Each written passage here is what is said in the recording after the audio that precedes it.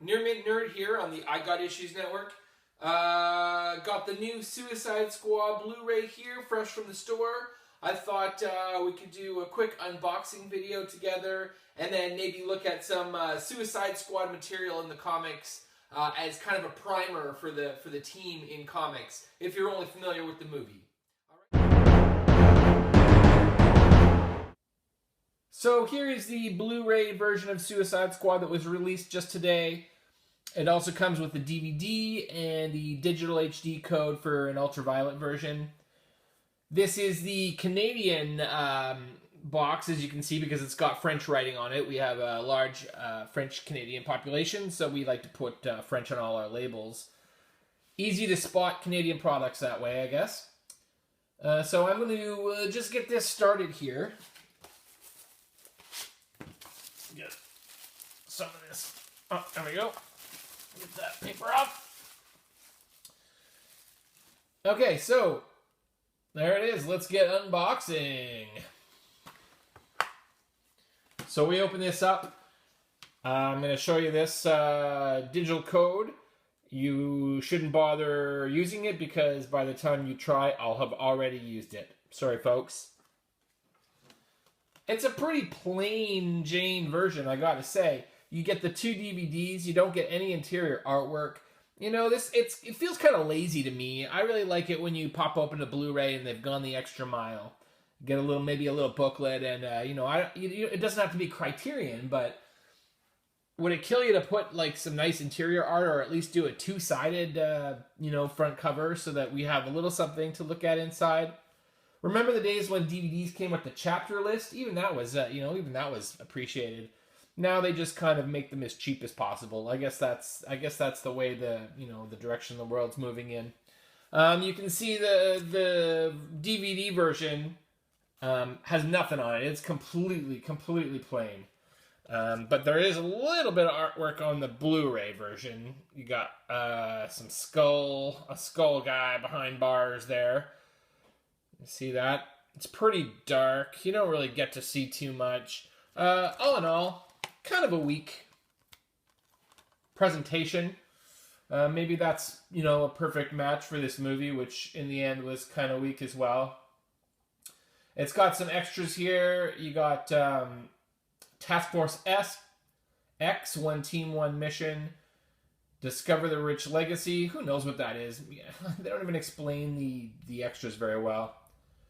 Strength and skills. How they whip themselves into shape. Really? We're going to go to the gym and watch them work out? That doesn't sound very fun. Joker and Harley, the it couple of the underworld. She's rotten. These are the worst extras. If we're getting a making of, tell us it's a making of. If we're getting character bios, tell us we're getting character bios. This is nothing. It's like they're not even telling us what we're going to get. Maybe because the extras are so weak that they don't want to, they know they're weak and explaining them would not be exciting. So they make it look like there's a bunch of extras with all this gobbledygook, but probably it's like 5 minutes of stuff.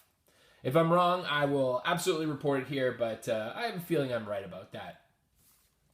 We don't really get any indication of what we're getting on the extended cut. They're kind of keeping that pretty much to themselves, which leads to me to believe it's just a couple of extended scenes and maybe a couple of things crammed in.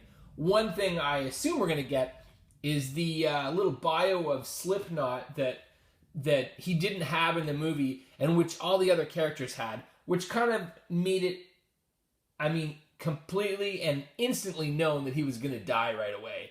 Because with every single other character, they took time at the beginning of the movie to give you kind of their backstory. And then when they put the team together, Slipknot was just there and we'd never seen him before. And that's pretty indicative of a character that's going to be dead in about 2 seconds. And of course, spoiler alert, he indeed was.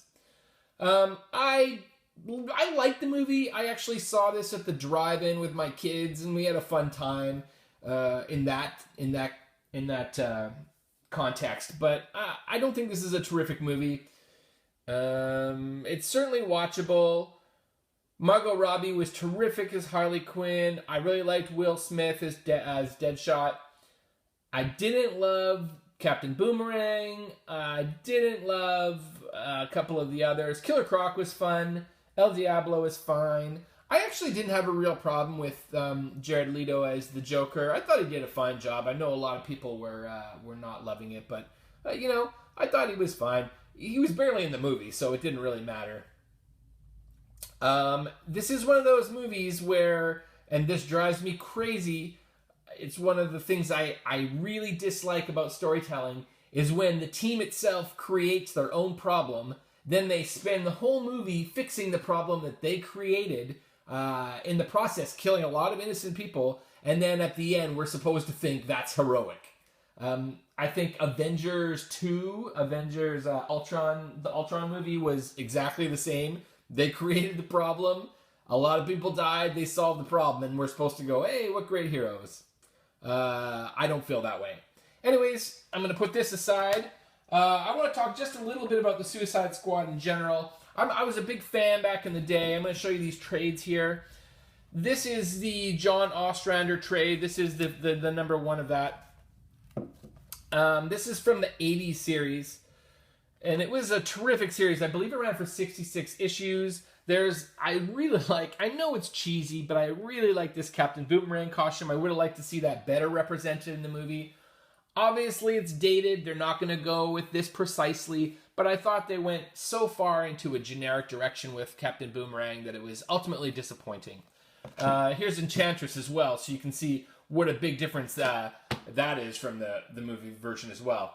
So this is the first volume. I think it's the first 8 issues of the 80s version. It's a pretty great series. Here's the cover of the first issue. It's a lot of fun. If you can track down the singles, I think I have it, but I also bought these trades. Here's the second one, the Nightshade Odyssey. It's a little weird with these trades because this one has like slick, glossy paper. I mean, it's beautiful. I love it. The first one doesn't have that. The first one has kind of like regular newsprint. And then the third one also has regular newsprint. So I don't really understand why that is. But you can see the roster's changed a little bit. Count Vertigo is in this version of the team. And that was the nice thing about the Suicide Squad. Although not nearly as many people died as you would think they would. They did have a rotating membership. There's Vixen. There's Vixen, who you can see now in the Legends of Tomorrow series, although it's a very different representation of Vixen. Yeah, so that's the 80s version. John Ostrander, he did a great job. Also worked in the 80s on the Manhunter series, and you may know him as well from the Spectre, which was one of the highlights of the early 90s, in my opinion. And then this I should explain this, I guess, because this is going to look a little strange.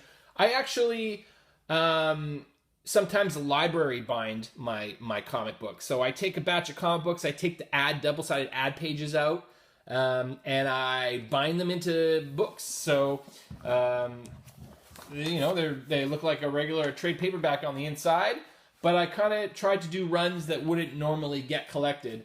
So this is from the early 2000s, the Suicide Squad reboot with Keith Giffen, who of course did the Justice League comedy books from the 80s and early 90s.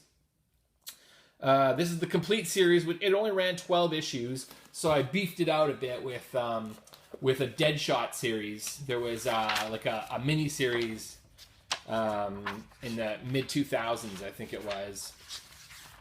Let's see if I can find a cover. Here we go. So a cover of that. I don't know if this is the first. No, that's the second one. But I beefed it out a bit with that. It was a 5-issue mini series. But it's a great series. It's a little. It didn't last very long. It's not nearly as good as the 80s version, but I had fun with it, and I made my own book out of it. So if you want to hear more about these library binding books that I do, let me know, and I'll show you my collection. I've made quite a few of them. And then, of course, DC has recently rebooted with his Rebirth books. So there is a Suicide Squad on the stands that is very reflective of the team. Although you'll notice that Deadshot is Caucasian in the DC Universe comics, as opposed to the movie where he's played by Will Smith. I think Will Smith was a great choice. I'm very happy about that. Harley Quinn's here, Captain Boomerang. I guess this is Enchantress. Katana, who does not belong on the team at all. I don't know what she's doing there. And Amanda Waller and Killer Croc. So you can follow the movie version of the Suicide Squad in the current comic books if that's your thing. I prefer the 80s version, but that's just me. Okay, guys. That's it. Here's where we started, and here's where we'll end with the Suicide Extended Cut Blu-ray. So leave me a comment if you've seen the movie. Give me your thoughts on it. And don't forget to subscribe, and I'll be able to do lots more of these fun videos if you want me to. Okay, bye everyone.